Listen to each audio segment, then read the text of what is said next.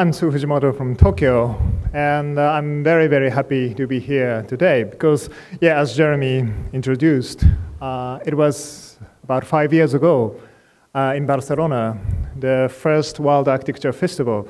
It was really, really important moment for me to get a category, to be a category winner by the final Wooden House.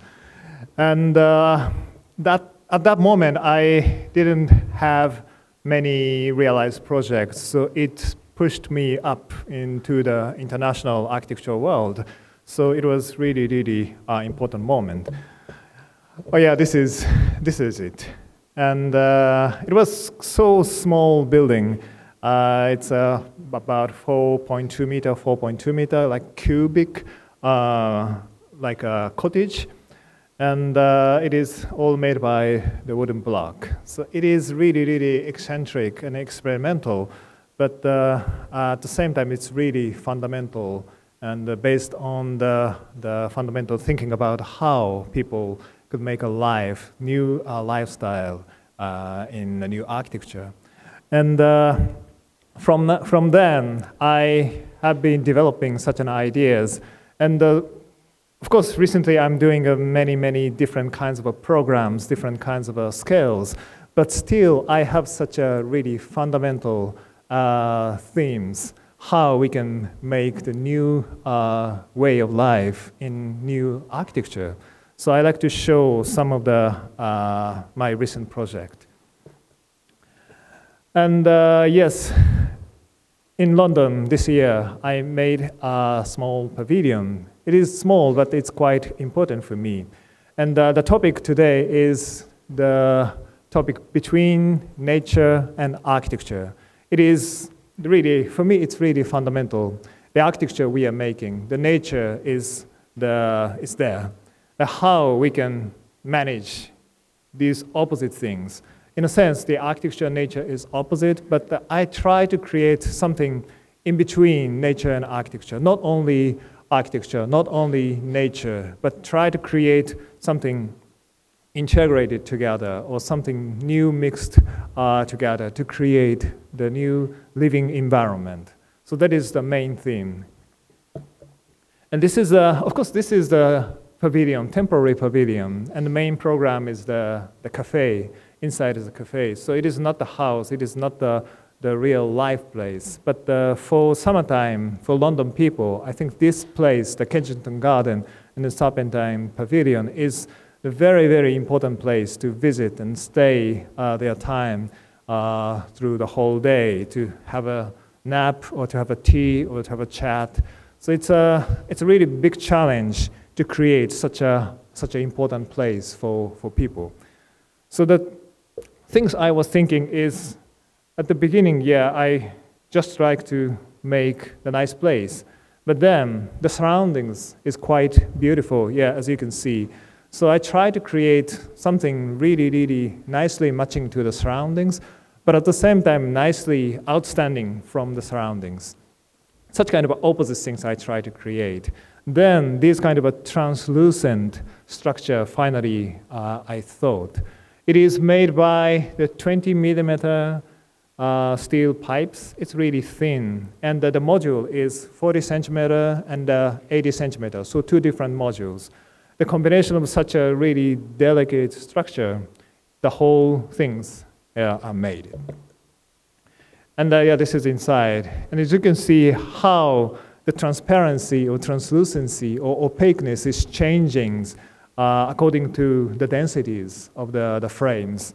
And sometimes it's really transparent. So you can feel the green surroundings is just close to your hand. And sometimes the whole white frames is like a wall, opaque wall, and blocking the sunlight or blocking the view. So in here, we have kind of something between transparency and opaqueness, or something between outside and inside, because sometimes the wall is like a wall, and sometimes the wall is vanishing into the air. So in here, I was trying to create such kind of in-between things in various different ways. Yeah, and here, yeah, you can see how all the structure is really, really rigid and on grid, but at the same time, it's really, really soft shape, ambiguous shape. So again, in here, another kinds of a contrast. The softness and the straightness, the gridness is coexistent together. And this is the image I took in the Kensington Garden on this site in the wintertime when I visited the site for the first time. So I didn't intend, but it is really, really similar to this pavilion. Yes, these nature trees is creating such a really complex, beautiful, but at the same time, it's really simple structure. And for example, for birds, it's a really nice place to play around or to stay or something.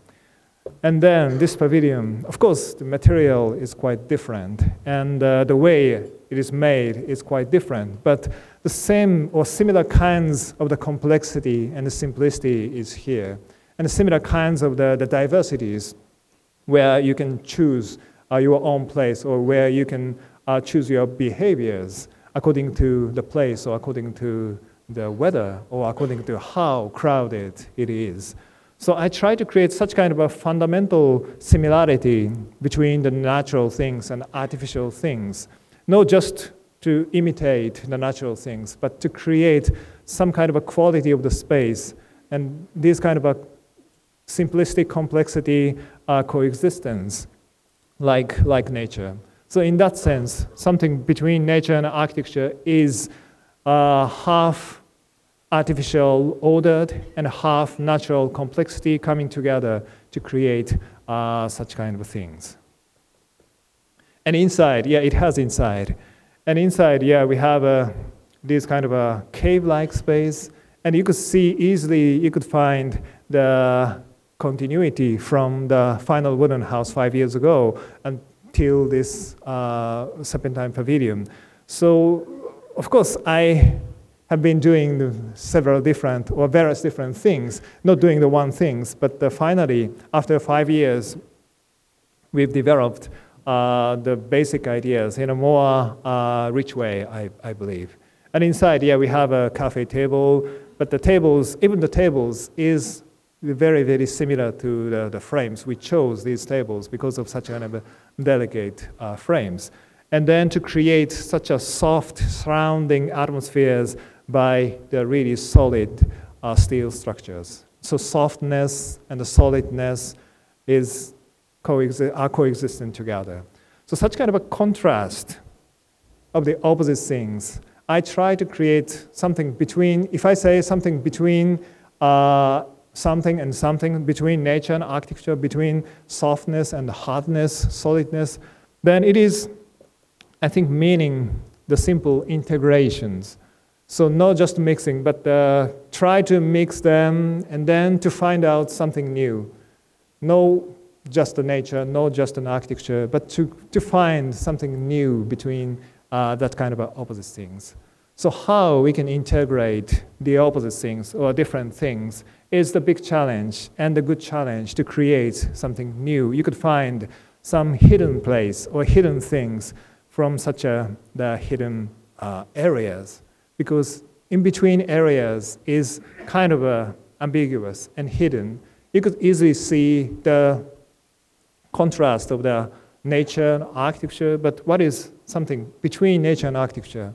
Nobody knows. So you could find, you could think about, and you could make it. So that is the challenge and intention of our architecture challenge. And then, yeah, this is one of the sketch. And in this sketch, I try to create such kind of a integration of the furniture-like things and architecture-like things, and possibly the landscape-like things. Because, yeah, you could see many, many steps. So you could sit on, or you could use as a, how to say, a small table for the cafe. Such kind of a furniture-like scales is getting bigger and bigger to create the architecture-like things. And then finally, it is like the more natural landscape.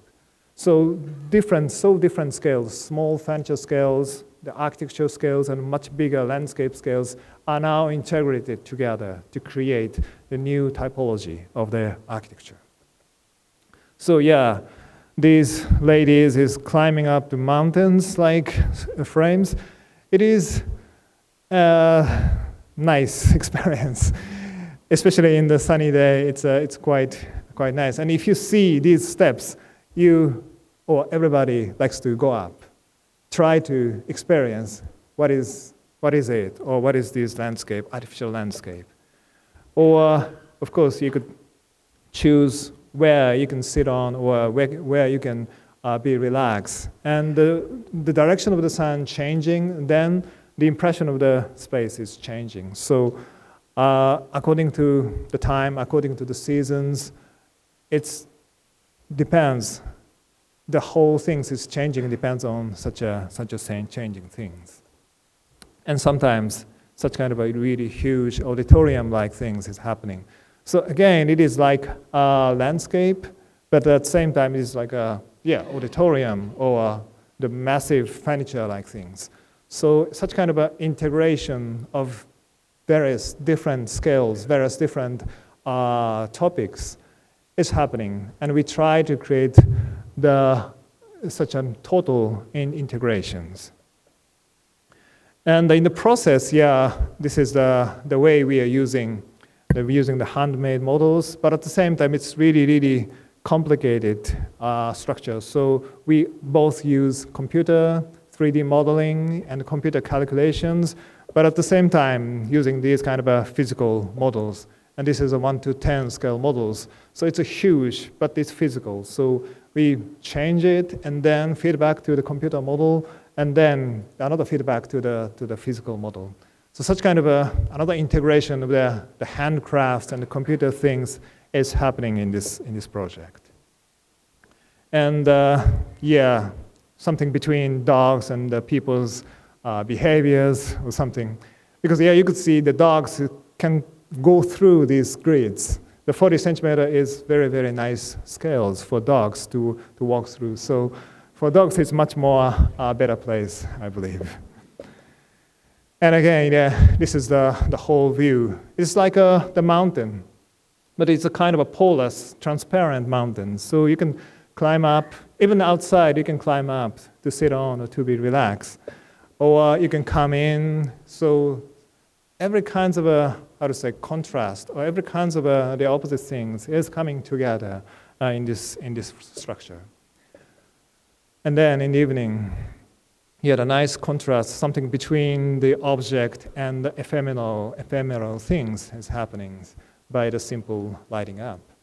So of course, I have been interested in such kind of integrations or something between A and B, but in this typical or in this special project, I try to create the maximized integration of the really, really various different kinds of the architectural topics, the scales, different scales, the furniture scales, architecture scales, and the landscape scales, and the transparencies, opaqueness, and the inside and outside, nature, architectures, furnitures. As on functions, it's in between, and as on programs, it's in between, and as an existence, it is something between.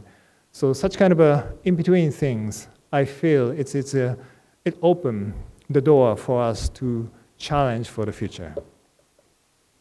So here, between architecture and the landscape. So architecture, landscape is now not the independent things. It's now melting together to create something new and something more comfortable in a sense. And between furniture and architecture, the furniture scale is quite small, and architecture is rather big, but we can make something continuous from the smaller scales to the bigger scales. Then it opens the possibilities of the behaviors of ourselves in such an architectural or living environment. Or between inside and outside, it is really fundamental, because the division of the inside and outside is very, very fundamental definition of architecture, to create inside and then outside. But then, creating in-between space between inside and outside, we can have more choice of our life, of our behaviors. If the weather is fine, then we can go out more and more in the gradation from inside and outside. And then the nature and architecture, it's really, really fundamental. The nature, architecture, we couldn't mix them up. But then we could find how we can collaborate them together, or how we can coexist, two of them. And then, yeah, I'd like to talk more about my understanding of the nature and artificial things. And I was born in Hokkaido area. It's a north island of Japan, and it's a really countryside area and full of nature. So I was grown up in my childhood days in such a nature field. So climbing up the trees or playing in the forest, such kind of things. So that's created me. And then when I was coming to the university, I moved to Tokyo. And Tokyo is, in a sense, the opposite. It's something like this. It's almost no nature, filled with artificial things, and really crowded and something. But honestly, I felt, for the first time I come to Tokyo, I felt somehow it is comfortable, but I didn't know why. And then I start to study architecture, and then gradually I try to understand why I feel so comfortable in such an opposite atmosphere, opposite environment than the Hokkaido natural area. And finally, I found out the reason. Because in Tokyo, as you can see, everything is small, various different kinds of things is coming, surrounding you. So all the environment in Tokyo are made by the small pieces of things. Even though it is artificial things, but the scale is quite small, and the group of the small things is surrounding you. And in the forest, the same thing is happening. The smaller things, the leaves and the small trees or bigger trees are surrounding you, crowded of the smaller pieces of the different things, it's surrounding you. So it's comfortable because you are surrounded, protected feelings, but at the same time, it's the way you go is open. You can walk through the forest, something. And in Tokyo as well, you are surrounded by smaller pieces, so comfortable, protected. But if you like to go, it's open. So your behavior is open, but you're always protected. Such kind of a similarity of experience is happening between Tokyo and this kind of a natural environment. And then I felt, of course, the difference of the artificial things and natural things is really, really clear. But the way the situations are made is so similar. And then the impression or the experience is quite similar. And even in such a terribly artificial environment like Tokyo, you could feel some kind of a comfortableness, I felt. So that's opened the big door for me to challenge to go beyond the boundaries of the artificial things and the natural things, how we can make such kind of a comfortable space like forest by artificial method, or how we can make such kind of a really ordered or complex situation like forest by artificial way. That has been my main topic, how to create something between architecture or artificial things and the forest or natural things. That kind of things happened to me. It was about 15 years ago, but it was big things. And then, this is my hometown, my home garden in front of my house. It's beautiful, but at the same time, in my mind, it is in parallel with the Tokyo situation. So I have two hometowns. This real hometown in Hokkaido natural area, and then it's a super artificial Tokyo. So that kind of a two hometown is collaborating in my mind and to create something new. That is my understanding of the nature and architecture. And then this is one of my private house in Tokyo. So it's in Tokyo. So it's a crowded area, small houses are surrounding you. So I try to create the living environment by really, really smaller pieces. Not like the unit or not like the module of the 1 story, 2 stories, 3 story, like an architecture module, but the more smaller, like a furniture-like scales. So this kind of a plates is, the maximum size is about 2.5 2.5 meter by 2.5 meter. So it's like the big size table. And then the smaller one is something like this. But you were surrounded by these smaller pieces and smaller your daily staffs and sometimes the bookshelves or window frames. Everything is quite small, but comfortably surrounding you as a loose territory of your life. And then you could choose each steps on your, as your field of your life. So your behaviors is reacting to this space. So in a sense, it is relating deeply to the final wooden house, and then relating to the serpentine pavilion, and which is relating to our relationship, our behaviors, and the space, the quality of the space. Or then recently, my interest to integrate some things is more getting to the urban situations. So integrating architecture to a more urban situation or melting the city and architecture together. This is a small cafe project in Taiwan. And it is kind of an extension of the small pathway of Taiwan. Yeah, in Taiwan, we have a very nice small pathway, passage-like things. So I try to three-dimensionalize such a small pathway to create the interior space. At the same time, it is like the monsters of the staircases. So it is like a 3D pathway or the 3D staircase monster-like things. But anyway, it is between architecture and urban space and maybe staircase or the seating place. So it is the scales, the crossover scales from the furniture scale to the architecture scale to the urban scale. Then the inside, you like the staircase of the Escher. It is the creating the really amazing space inside and outside as well. Or this is the project in the Belgrade. Unfortunately, it stopped, but it is more melting the urban scale to the architecture scales, and then finally getting to the more human scales. So the crossover scaling is quite exciting for me. So in that case, yeah, something between city or urban space and architecture, or something between urban scales and the furniture scales. So every time we try to create such kind of a really nice crossover of the situation. And then at the end of this presentation, I like to talk about one very important guy, Yukio Futagawa. He's the photographer and the publisher of the architecture magazine. I think everybody knows about him, but he passed away this spring in March.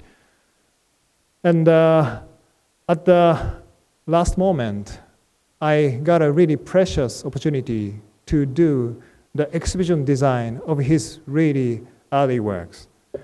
It is the photos of the Japanese traditional house in 1955, so just after the war. So at that time, Japan has more traditional houses, and it is almost the first work of the Futagawa-san. And he traveled all around Japan and then took pictures. So it's kind of a huge series. So at the final moment, he decided to do the exhibition of his first works. And I did exhibition design. It is his photos. It's some of them, these kind of big photos, and some of them this size. And I hanged all the photos from the ceilings and to create the sceneries of the photos. Not only using the individual photos as individuals, but sometimes you can focus on more one photo image. And on the other occasion, you will see the whole spreading photoscapes in this exhibition space. Because during the process of the design, the message from Mr. Futagawa was quite important. He said the architects should design not just architecture. Architects should design the whole scenery of the situation. So not just designing architecture, but whole scenery of the situation. So I try to realize, of course, it's a very limited situation, but not only showing individual pictures, but sometimes you could see the vast spreading scales, and at the same, on the other hand, focusing on more each photos. But anyway, I think that message from Futagawa-san about the scenery is now getting very, very important for me. And I think it's getting more and more important for the future architecture. The scenery, in Japanese, it is we say fukei. Fu means the wind or the flow of the air, and kei is more like a scenery. So in Japanese, the scenery means not just the scenery, but the flow of the atmosphere or the whole atmosphere of the situations. So Futagawa-san, I understand that Futagawa-san's message is the architects is designing, of course, designing architecture, but not only architecture, but the landscaping, of course, or the context and the harmony and the life or cultures behind it, or the time inside, of course, materialities, the natures, and of course, the furnitures or items, everything's in your life, everything's, including everything's. It is the task of architects. I understand the message of the Futagawa-san. So it is, for me, it is the relating to the topic of between something and something. If you say between city and architecture, we can integrate city and architecture, not dividing city and architecture. We have to think about both of them. And not only both of them, but something or vast areas between city and architecture. Or if you say architecture and landscape, we think both of them. And then the vast areas between the architecture and landscape. And furniture, architecture, or inside and outside, every kinds of topics we can put in this between and. And then we could see the huge areas of the architect's design. And then we have to struggle to manage or to handle such kind of a really huge area. And then finally, we could make something really amazing and something long-lasting. And then finally, between nature and architecture, it's still really, really fundamental, I think.